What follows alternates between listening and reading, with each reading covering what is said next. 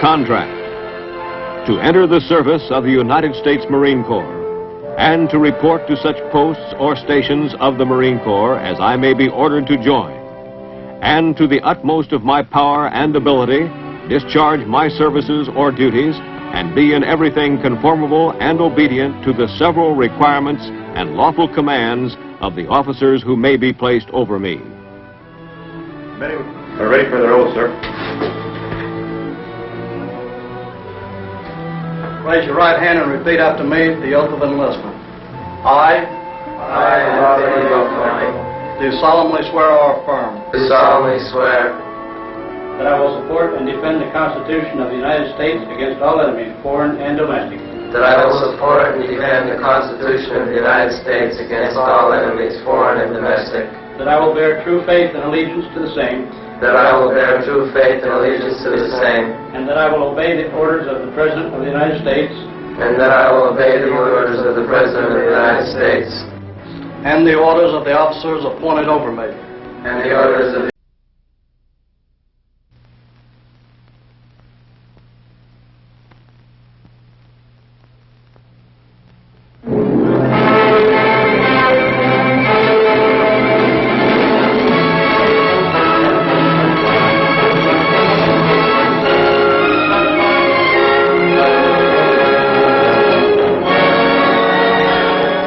The contract to enter the service of the United States Marine Corps and to report to such posts or stations of the Marine Corps as I may be ordered to join, and to the utmost of my power and ability discharge my services or duties and be in everything conformable and obedient to the several requirements and lawful commands of the officers who may be placed over me.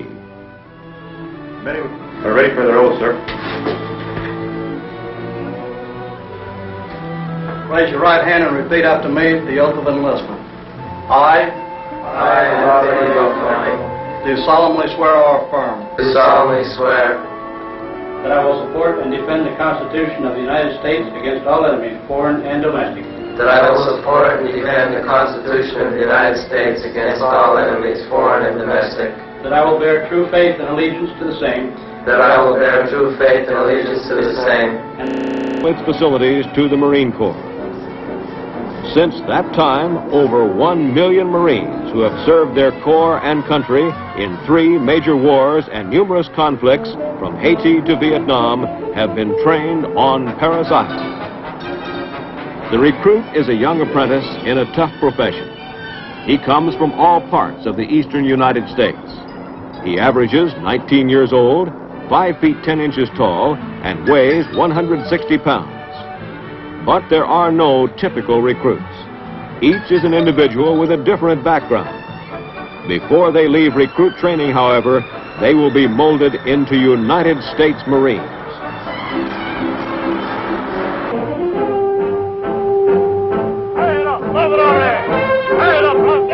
Upon arrival, the recruits are taken directly to the recruit receiving barracks, where they undergo their initial processing.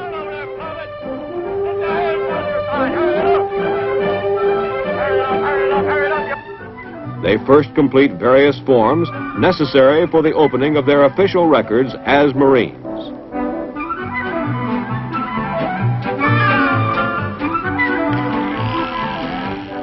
They receive their first Marine Corps haircut. Upon arrival, some have long hair while others have curly locks. When they get out of the chair, however, they will have very little hair left, and they will have a uniform military appearance which will help establish equality in the platoon.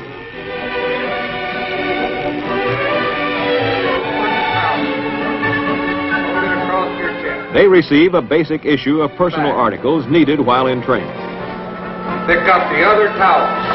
Hold it across your chest. Private, you now have 2. They also go through the hygienics unit, where they get rid of their civilian clothes. Clothing that will not be needed for quite a while.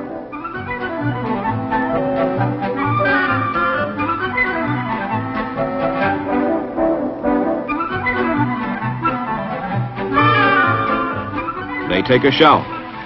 The purpose of the shower is to clean them. but we like to think that it is washing away old habits and ideas. They receive utility uniforms and other clothing necessary for training. Recruits requiring glasses are examined and fitted by optometrists.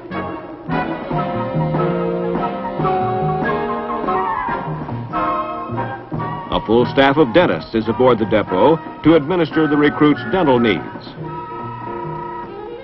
After a recruit platoon has been formed, they are turned over to their drill instructors who will train them for duty with the world's finest military organization. A team of 3 of the best non-commissioned officers in the Marine Corps is assigned to each platoon.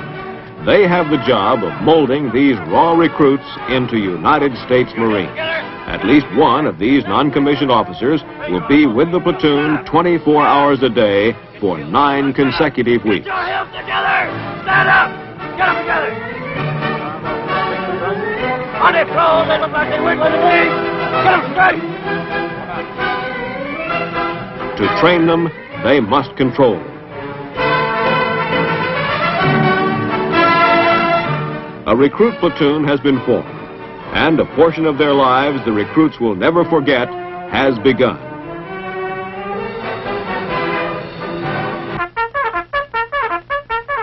Reveille for the recruits goes at 4:55 a.m.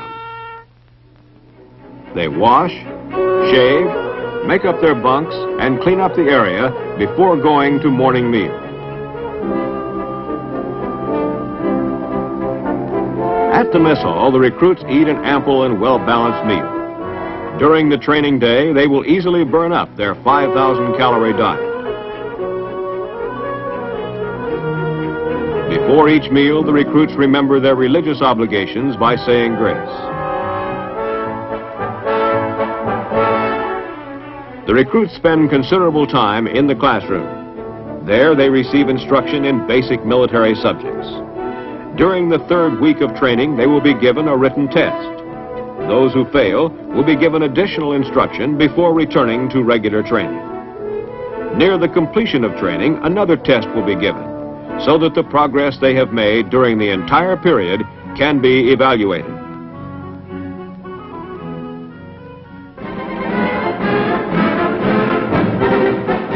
Many hours will also be spent learning the basic movements of close order drill. It is through this drill that the drill instructors will begin to build the discipline and teamwork that they want in the platoon.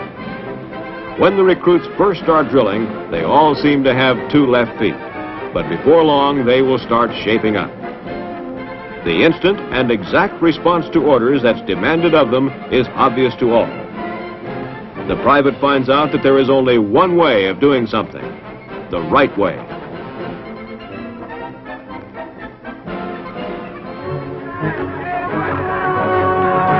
Physical training is also stressed here at Parris Island. Many hours are devoted to reconstruction of 19 years of improperly toned muscles, which must be conditioned in 9 short weeks. This program is conducted by both the physical training instructor and the drill instructor. The Marine Corps Obstacle Course provides an excellent physical conditioning device. The course consists of a series of unique obstacles which develop strength and coordination. The first time a recruit runs the course, he finds it is a challenging, near impossible feat. However, after weeks of intensive conditioning, he is able to negotiate the obstacles with little difficulty.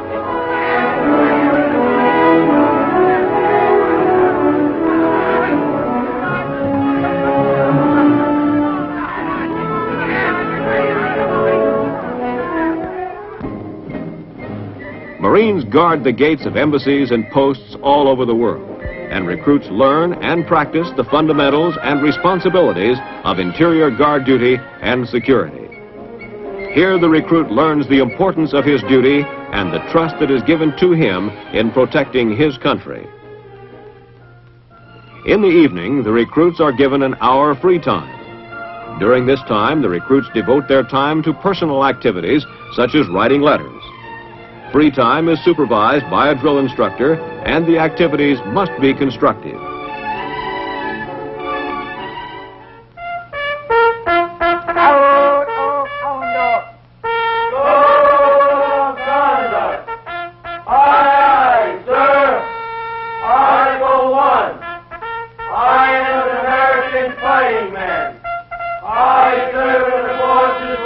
God, my country, and our way of life. I am prepared to give my life. At 9 o'clock each night, the recruits are ready for a full night of sleep. They have been given little time to think of anything but the Marine Corps. This is exactly what we want. We keep them so busy that they have little chance to become homesick. All recruits from the day of their arrival are encouraged to fulfill their moral obligations by attending the church of their choice. Those recruits who are not church members have the opportunity to attend religious instruction.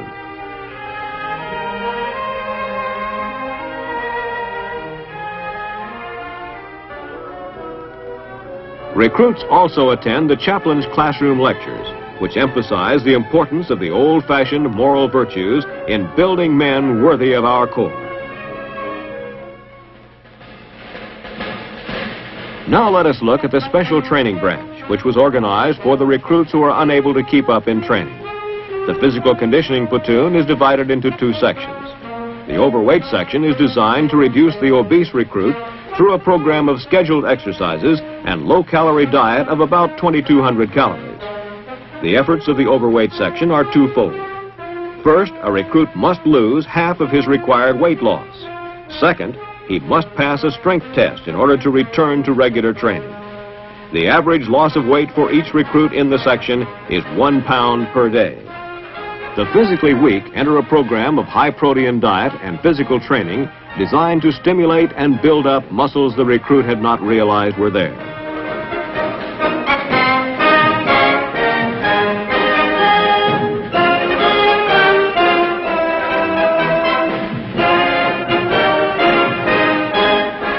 The Proficiency Platoon provides concentrated instruction and review for recruits who have failed their written examinations.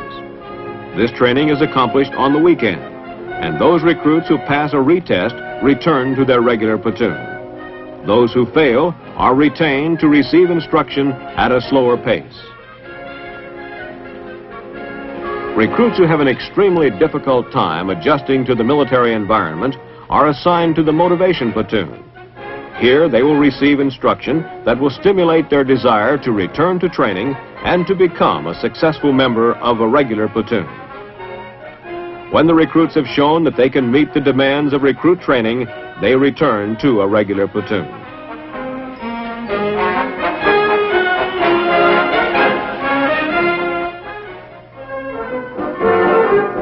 At the end of the third training week, the platoon goes to the rifle range for the all-important training in marksmanship. Here, the recruits will spend the next 3 weeks learning the basic tool of his trade, the rifle.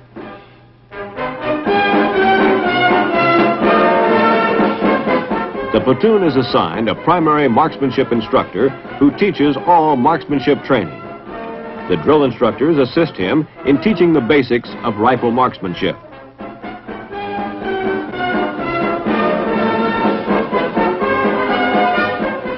Through many hours of snapping in, recruits develop the muscle coordination and confidence necessary to become a qualified Marine rifleman. The range again emphasizes the part that the individual plays in the success of the team.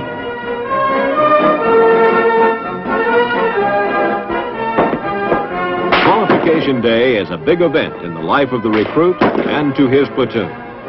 The standards of excellence are high, but the results for individual and team efforts are well worthwhile. Already on the firing line. Shoot on your own target.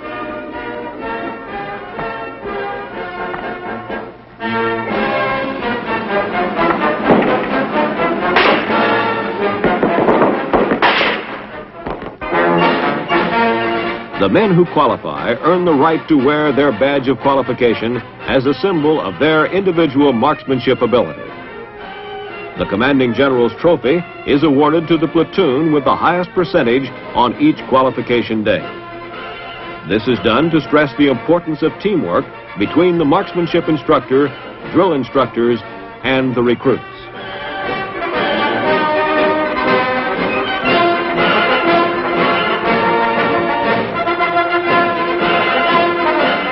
To the recruits firing the highest score in his platoon, Leatherneck magazine awards an individual shooting medal, signifying exceptional performance with the service rifle. A week of mess duty is still another part in the recruits' training. They learn the duties of messmen and become familiar with the operation of a mess hall. During this week, their work will be supervised by mess personnel. The drill instructor, however, is still in charge and will conduct rifle inspections and physical training whenever possible.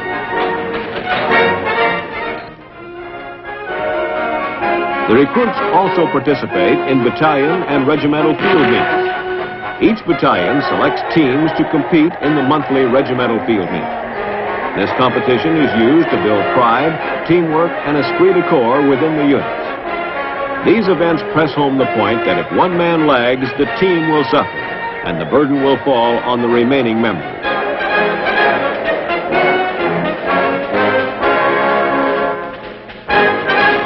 The recruits have now returned to their battalion area with only 2 more weeks to go and still a lot to do. Much of their time will be spent preparing for the battalion commander's drill competition, but not all of it. The last 2 weeks are the busiest weeks of recruit training. They'll be on the go every minute, trying to become the best recruits ever to leave Parris Island.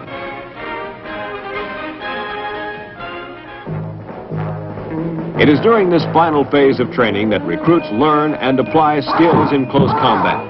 They are taught footwork and basic bayonet attack movements by experts. The skills are mastered by many hours of practical application on reaction courses which realistically simulate combat conditions.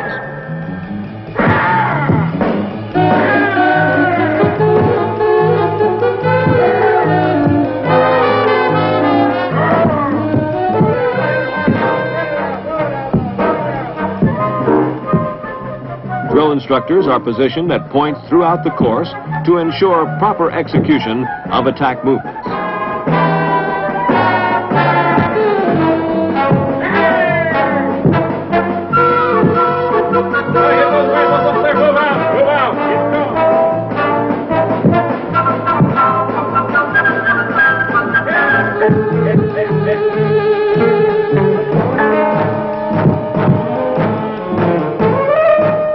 Bugle sticks and protective equipment enable recruits to engage in bayonet fighting bouts where they can experience bodily contact and develop aggressiveness, which is a quality most necessary in a good bayonet fighter.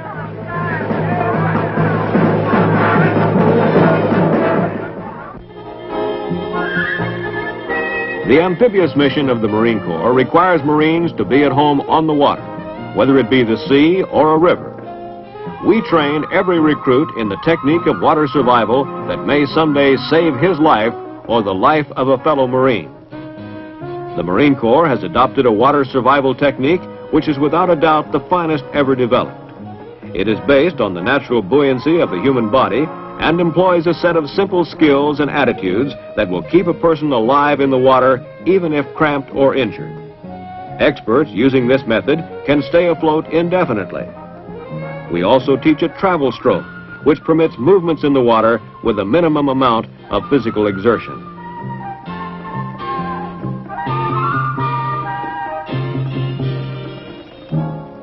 The confidence course training is designed to develop coordination, confidence, and determination within each recruit. The recruit must exercise his own initiative in maneuvering himself through 13 different obstacles, each providing a different challenge. This training helps the recruit overcome fear of height by demanding the execution of obstacles which are up to 40 feet high.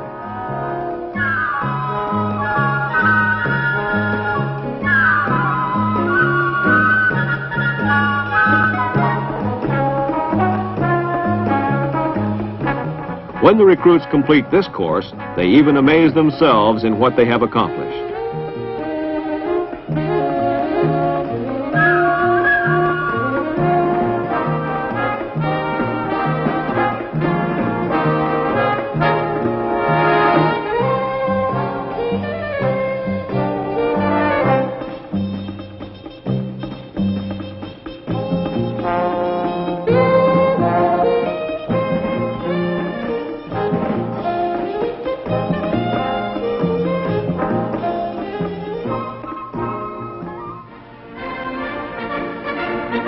In their 8th week of training, the recruits go on an 8-mile training hike to Elliott's Beach for an overnight bivouac.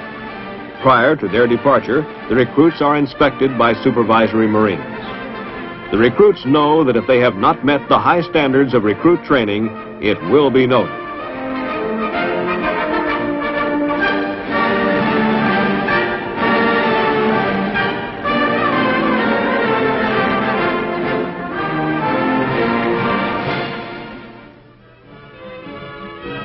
For most of these recruits, this first 8-mile hike is a preview of the many hikes of the future, in every climb and place where the Marines can and will take a gun.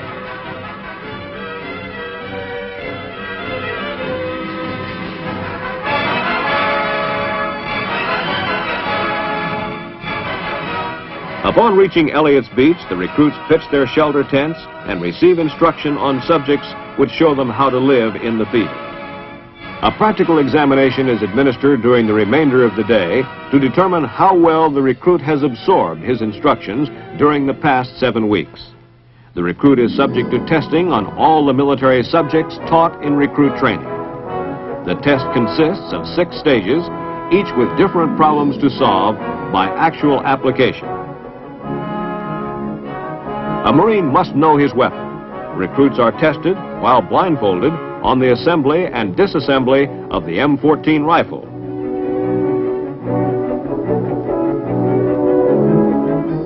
Knowledge of first aid may one day save the life of a brother Marine. In this test, recruits must properly treat simulated wounds.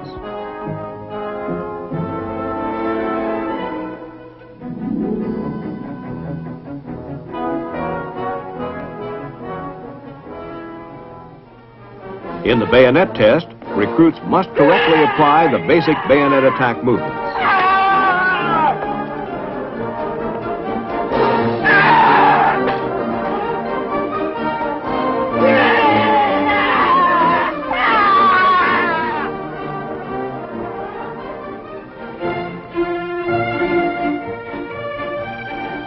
In the final phase of training, the tempo increases, and there is no place where this is more evident than on the physical training field.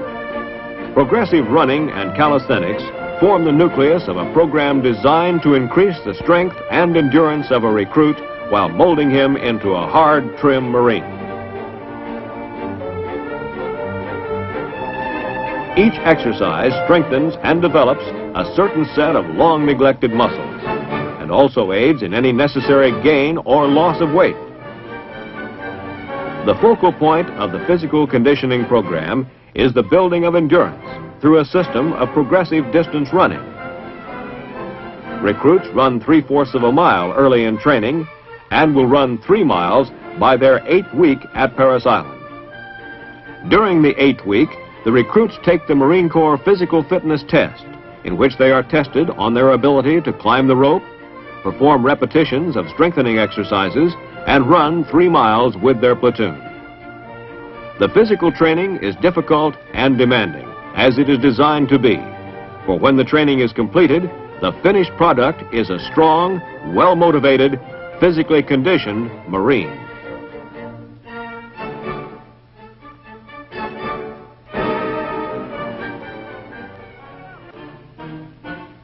You will remember seeing this platoon at the beginning. They were raw recruits, unaccustomed to their new military way of life, unsure of themselves, and undisciplined. This is that same platoon just 9 weeks later. Some of the original recruits are missing. They are the ones that could not measure up. The platoon is now ready to demonstrate at the battalion commander's drill competition their ability to execute individual and unit movements with snap and precision. A mistake now will be seen and will reflect in the platoon rating.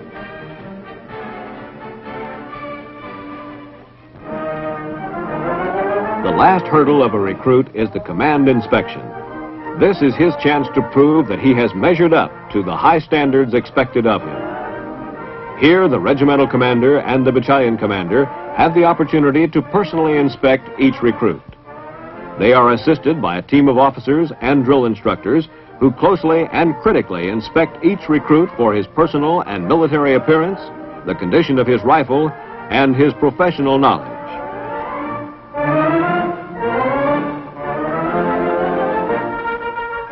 The work of the recruit and their drill instructors is done, and now comes the final review.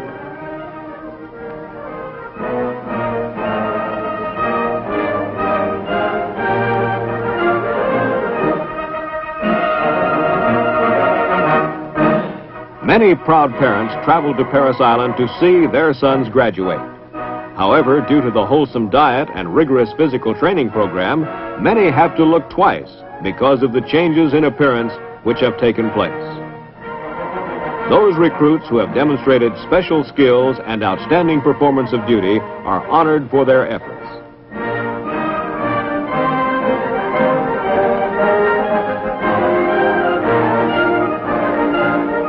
The highest award a recruit can receive is the American Spirit Honor Medal, which is given through the Department of Defense by the Citizens Committee for the Army, Navy, and Air Force.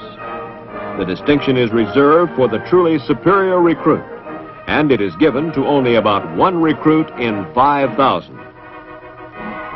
There is the Outstanding Man Award for the best recruit in each platoon. The prize is a dress blue uniform awarded by Leatherneck magazine.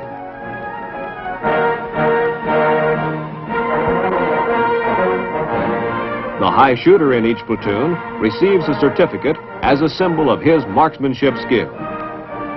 In addition, up to 10% of each platoon may receive meritorious promotion to private first class.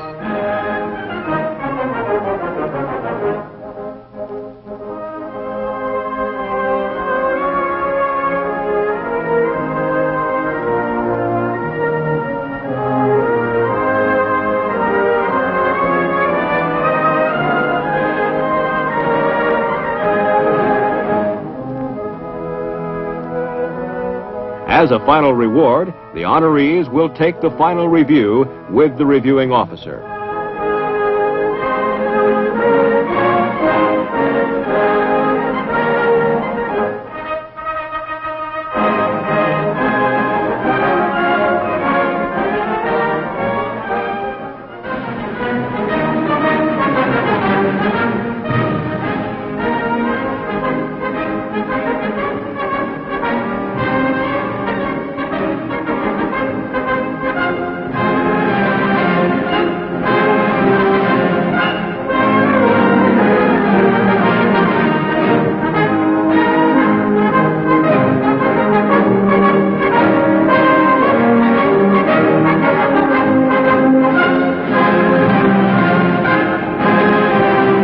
This is a memorable occasion in the lives of these recruits.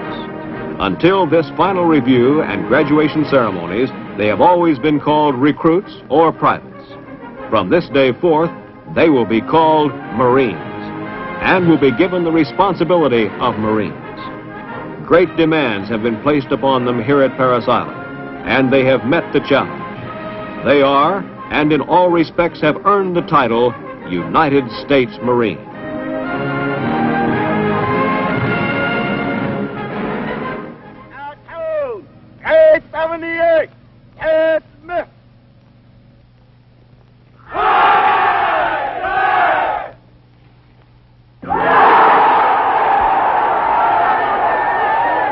After dismissal, the new Marines join their families.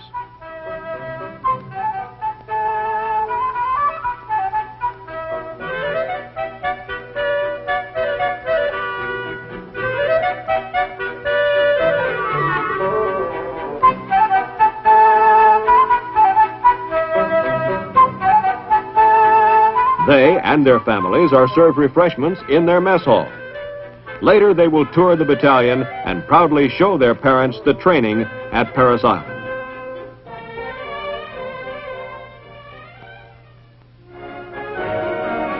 The next morning, outpost morning, the drill instructors load the platoon on buses for the trip to the infantry training regiment at Camp Lejeune, North Carolina.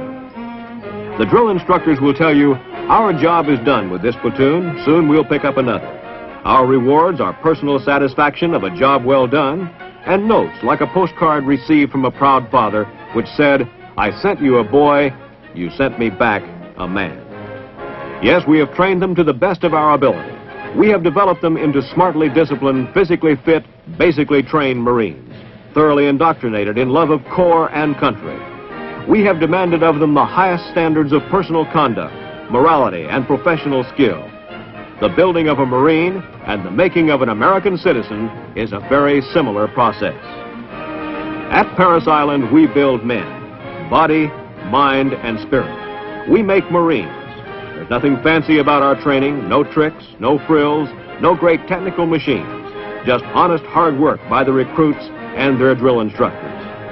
The drill instructors have taught and the recruits have learned the basic tools of their trade: discipline, dedication, physical fitness, proficiency, love of corps and country. We have started the training that will continue throughout the Marine's career, be it for 2 years or 30 years. And these 9 weeks have instilled memories and traditions for him to cherish and uphold for the rest of his life.